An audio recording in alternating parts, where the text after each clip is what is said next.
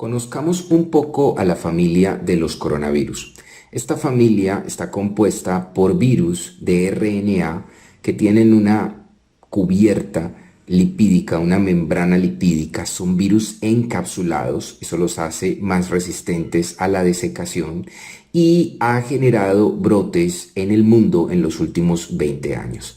Dentro de los miembros más importantes de esta familia están el SARS-CoV-1, responsable de brotes en Asia en el año 2003 y también en América del Norte, en Canadá puntualmente.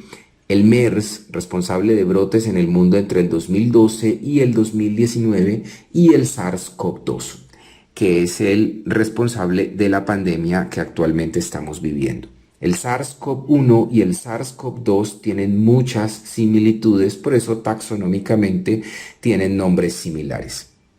Respecto al origen de estos virus, es importante mencionar que se comportan como una zoonosis, utilizan animales como reservorio y que para el SARS-CoV-2, el responsable de esta pandemia, todavía no es muy claro cuál es su origen, pero estos virus generalmente saltan de una especie a los humanos en sitios donde hay hacinamiento o hay sacrificio de especies animales en frente de los comensales o consumo de animales crudos o mal cocidos. Esta quizá es la vía por la cual el virus puede saltar de una especie animal a la especie humana y ha sido la vía que tradicionalmente han utilizado los coronavirus para generar brotes en el mundo.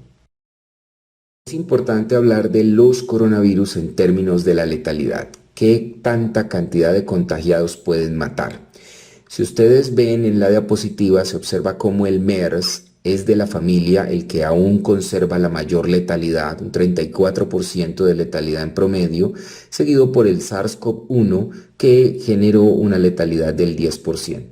Los datos a abril del 2020 muestran que la letalidad del SARS-CoV-2 es aproximadamente en promedio de un 6.7%, con diferencias importantes dependiendo del país. Países como España o Italia tienen letalidades superiores al 12% y algunos países de Europa letalidades inferiores al 2%.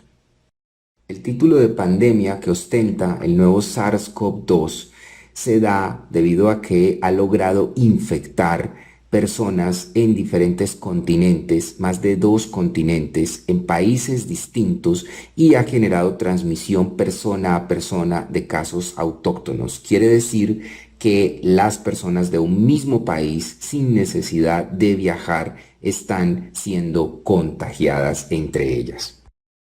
Para entender el adecuado uso de elementos de protección personal, es indispensable conocer las principales rutas de transmisión del virus. Un paciente sospechoso o confirmado por infección por SARS-CoV-2 puede estar tosiendo o expectorando. Quien tose, expectora o estornuda emite gotas al ambiente a través de la tos o el estornudo. Estas gotas pueden viajar a una distancia no mayor de 1 metro e infectar a otra persona a través del contacto con su mucosa oral, su mucosa nasal o sus conjuntivas. Pero adicionalmente, la tos o el estornudo genera una contaminación en el ambiente. La contaminación en el ambiente es una de las principales vías de transmisión secundaria del virus, ya que éste puede sobrevivir muchísimo más tiempo en superficies inanimadas que en el aire. Recientemente, la sobrevida del nuevo coronavirus SARS-CoV-2 ha sido comparada con su gemelo, el SARS-CoV-1, responsable de brotes importantes en Asia y en América del Norte en el 2003. En esta publicación del New England Journal of Medicine de marzo del 2020 se observa cómo el SARS-CoV-2, al igual que el SARS-CoV-1, pueden sobrevivir en superficies inanimadas, incluyendo cobre, cartón, acero inoxidable o plástico. Importante mencionar que en estas superficies la sobrevida del nuevo coronavirus es superior a la sobrevida que puede tener en el aire. Si observan en la diapositiva su sobrevida en aerosoles, el extremo inferior izquierdo, pueden encontrar que la sobrevida a duras penas alcanza a superar la hora en promedio. Esto en condiciones donde la temperatura y la humedad fueron controladas por laboratorio y no existe corriente de flujo de aire. Es importante mencionar esto debido a que en una superficie inanimada el SARS-CoV-2 puede sobrevivir inclusive más de 72 horas, como es el caso del acero inoxidable o inclusive el plástico. En el aire esto es más complejo debido a que él necesita las gotas para poder viajar y mantenerse estable. El SARS-CoV-2 es arrastrado por las corrientes o los flujos de aire probablemente hacia el piso, y la cantidad de carga viral que puede permanecer suspendida en aerosoles e infectar es mínima. Es por esta razón que el mecanismo más importante de contagio se consolida en el ambiente y las superficies inanimadas. Aquí pueden ver ustedes algunos datos más puntuales de la sobrevida del SARS-CoV-2 en superficies inanimadas. Llama muchísimo la atención que en una mascarilla quirúrgica a temperaturas entre 21 y 23 grados centígrados con una humedad relativa del 40%, es decir, el ambiente de la calle o el exterior, el SARS puede durar hasta 7 días. Por eso es tan importante el uso adecuado de la mascarilla quirúrgica, cambiarse constantemente la mascarilla quirúrgica y evitar al máximo tocarla o moverla mientras la estén utilizando. El uso inadecuado de la mascarilla quirúrgica se convierte entonces en un factor de riesgo para aumentar el riesgo de contagio del SARS-CoV-2 en las personas que la usan de una forma inapropiada. Debido a que la contaminación del ambiente y de las superficies es el mecanismo más efectivo de contagio, la práctica más importante para evitar esa transmisión cruzada es sin lugar a dudas la higiene de manos. La higiene de manos entonces se consolida como la principal práctica en prevención y control de infecciones para evitar el contagio por SARS-CoV-2. Empecemos entonces a evaluar las estrategias para evitar la diseminación del virus por transmisión cruzada. La higiene de manos se consolida sin lugar a dudas como la estrategia más importante para frenar el contagio y evitar no solamente la diseminación del virus a otras superficies inanimadas, sino la infección del personal de la salud por llevarse las manos sucias a la cara. La higiene de manos tiene 4 componentes fundamentales. 2 de ellos son el pilar para esta infección por el SARS-CoV-2 y la principal herramienta para evitarla, y son el lavado de manos y la fricción de manos. El lavado de manos y el lavado de manos con jabón no medicado es una estrategia importante en la comunidad debido a que el jabón es capaz de inactivar y acabar con el virus en poco tiempo. En el ambiente hospitalario, la fricción de manos con compuestos a base de alcohol, puntualmente el alcohol glicerinado al 70%, el cual es virucida, incluyendo virus encapsulados como el coronavirus, es una estrategia fundamental.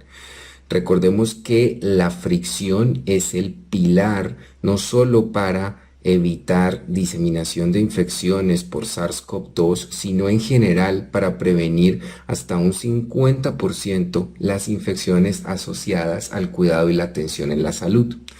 Los otros 2 componentes de la higiene de manos tienen que ver con el quirófano, la higiene quirúrgica, que está compuesta del lavado quirúrgico convencional para realización de procedimientos invasivos y cirugías, y la fricción quirúrgica, que se hace con compuestos a base de alcohol y clorhexidina.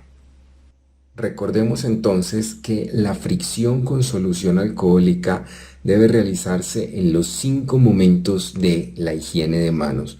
Esta estrategia, que fue el pilar de la Organización Mundial de la Salud para lanzar su estrategia multimodal de los 5 momentos, fue validada en un estudio realizado por Didier Pittet en el año 2000, publicado en Lancet, un estudio multicéntrico en el cual él confirma que la inclusión del alcohol glicerinado en las instituciones hospitalarias disminuye la tasa de infección del torrente sanguíneo asociada a catéteres y en general las infecciones por Staphylococcus aureus, incluyendo el resistente a oxacilina.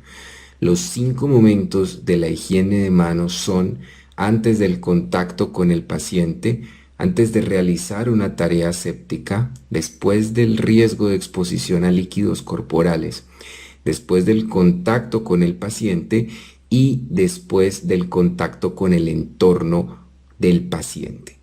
Para el SARS-CoV-2, todos los momentos son importantes, pero sin lugar a dudas, después del contacto con el entorno del paciente es fundamental, porque este es quizá el momento que más olvida el trabajador de la salud, pero el momento que más lo pone en peligro del contagio, ya que probablemente después de salir a una habitación en la que no he tocado al paciente, si toqué el ambiente o las superficies, puedo fácilmente llevar el virus en mis manos y tocarme la cara, haciendo mucho más factible el contagio, o tocando otras superficies y diseminando el virus. Es importante mencionar que los guantes en precauciones por contacto son de un solo uso por paciente y por contacto con el paciente. En esta revisión sistemática de más de 2000 papers publicados en la literatura con respecto al uso de guantes, evidencian que los guantes se contaminan desde el primer contacto que la persona tiene una vez se los ha colocado. Adicionalmente, la persona sigue tocando superficies y solo en el 64% de las veces los guantes se retiran de una forma adecuada. La transmisión cruzada, no solo para virus, sino para bacterias y hongos, ocurre en más de un 20% de las oportunidades, y adicionalmente es importante mencionar que el uso de guantes es un factor de riesgo que incrementa la mala adherencia a la higiene de manos hasta en un 74%, debido a que si tengo los guantes puestos probablemente nunca me haré fricción con solución alcohólica. Es necesario considerar el uso de guantes solo en el ambiente hospitalario para manejo de pacientes que así lo requieran, y no en otros ámbitos como en la calle, en supermercados o en otras áreas. La higiene de manos sigue siendo el pilar para evitar la diseminación de infecciones por transmisión cruzada, por encima de la colocación de guantes. Para el uso de la bata también es importante tener presente que durante el primer contacto y desde el primer contacto con el paciente, la bata está demostrado científicamente que se contamina, especialmente en la región abdominal. Es por esta razón que las batas no deben ser reutilizables, deben ser desechadas después de la atención y después del contacto con el paciente. No es una buena práctica dejar batas colgadas en percheros o cambiarlas cada determinado tiempo. Es importante tener presente que la bata se contamina desde el primer contacto con el paciente, y esa es la razón por la cual las batas no son reusables ni deben cambiarse en las instituciones hospitalarias por alguna determinada frecuencia o con un determinado horario. Veamos entonces dependiendo de la evaluación del riesgo y de lo encontrado en la evidencia científica, cuándo se debería usar una mascarilla de alta eficiencia N95 o cuándo una mascarilla quirúrgica convencional. En este artículo publicado en el Clinical Infectious Disease en el 2017, se trató de evaluar en trabajadores de la salud cuál mascarilla era mejor y cuál protegía más contra la infección del SARS-CoV-1. Si la mascarilla quirúrgica convencional o la de alta eficiencia N95. Lo que ustedes ven como OR es un odds ratio. Es una medida de oportunidad. Significa la oportunidad de que dado que yo use una mascarilla quirúrgica o una de alta eficiencia N95, tenga yo el riesgo de infectarme por SARS o no. Las medidas de oportunidad son asociaciones estadísticas que cuando están por debajo del valor 1, por debajo del 1, se comportan como un factor protector. Si yo quisiera llevar esta medida a un porcentaje, tendría que mirar para mascarilla .13 y para N95.12 cuánto le falta a eso para ser igual a 1. Ven ustedes que ambos odds ratio se comportan como un factor protector y podríamos decir que ambas mascarillas protegen más de un 80% del contagio para trabajadores de la salud, que fue la población en la que se realizó este estudio, para SARS. Miremos los intervalos de confianza al 95%. Un intervalo de confianza al 95% significa que si yo repito el estudio n número de veces, voy a tener un 95% de probabilidades de que mi medida de asociación, que es el OR, caiga entre los dos números del intervalo. Ustedes ven que ninguno de los números sobrepasa el valor de nulidad, que es 1. Significa que ambas asociaciones son estadísticamente significativas.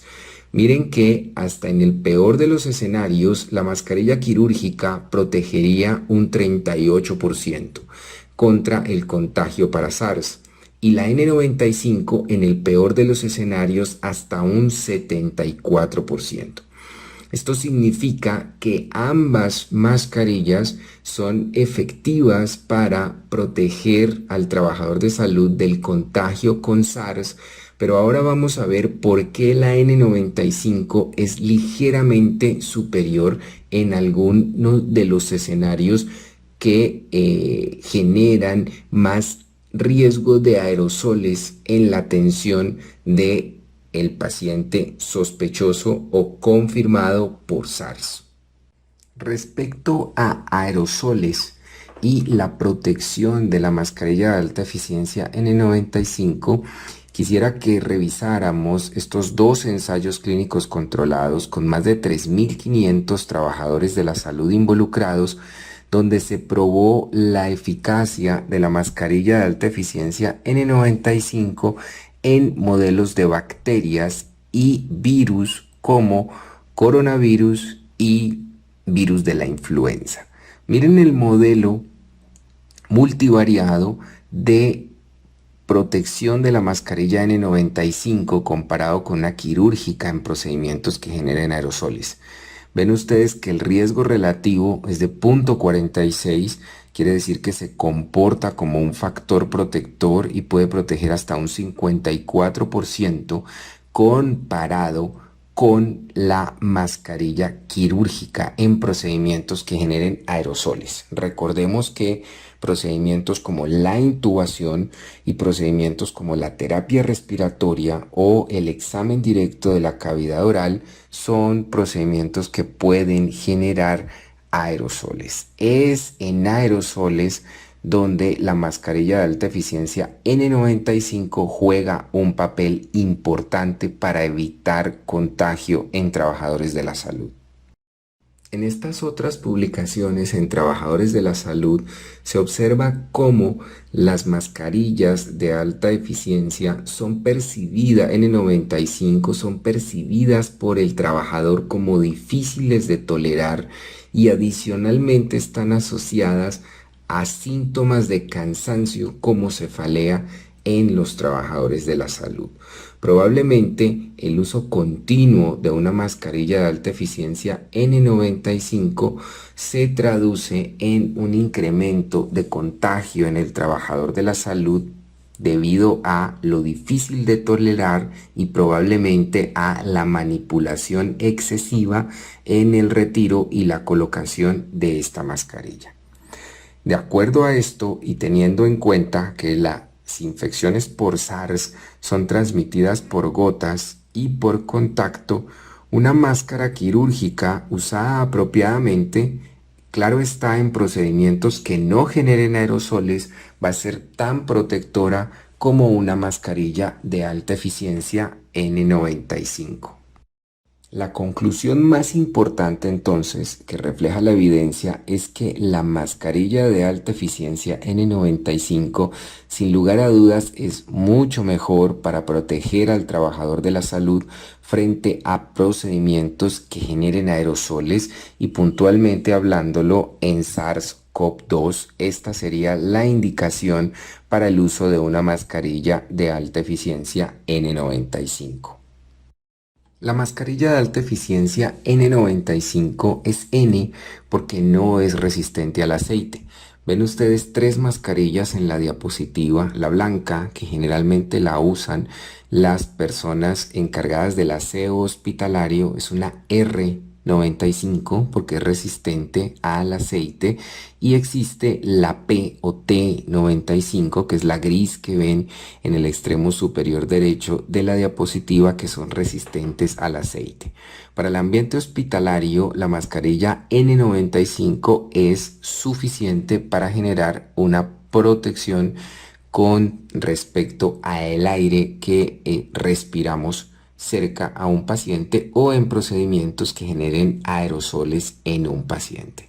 El 95 implica que filtra hasta un 95% del aire que respiramos e incluye partículas pequeñas de alrededor 5 micras o menos. Esta mascarilla de alta eficiencia N95 tiene varias capas, dentro de las cuales existen capas de poliuretano y también capas de carbón que se encargan de atrapar muchas de las impurezas del aire y poder filtrarlas para que respiremos un aire muchísimo mejor.